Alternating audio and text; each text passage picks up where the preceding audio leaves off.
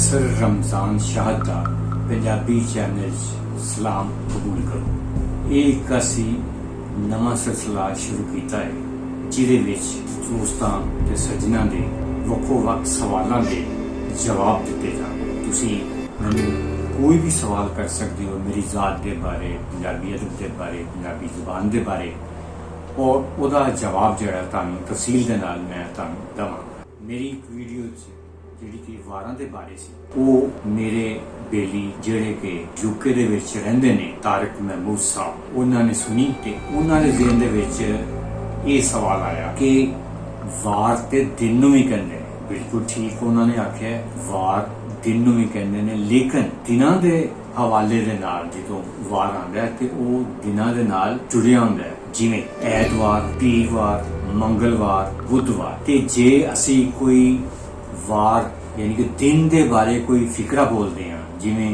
अज किहड़ा वार है, ते ये भी जिहड़ा माना दिन दा ही दिंदा है। लेकिन ये वार दा लफ्ज पंजाबी जुबान दे विच जदों कल्ला सिर्फ वार ते फिर इहदा माना दिन नहीं हुंदा, ये दा माना रज़मिया शायरी है, यानी वो शायरी जिहड़ी जंगां दे उत्ते लिखी जाती है या पढ़ी जाती है।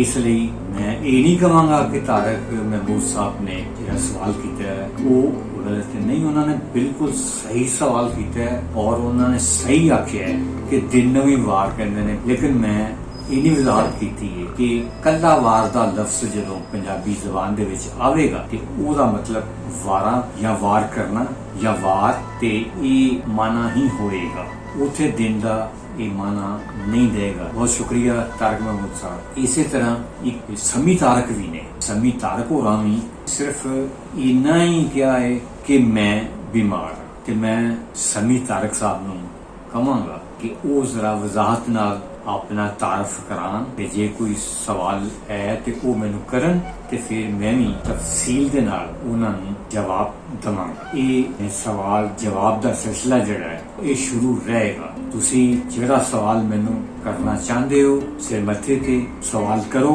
ते मैं बहुत जल्दी उसका जवाब देने की कोशिश करांगा। बहुत बहुत शुक्रिया।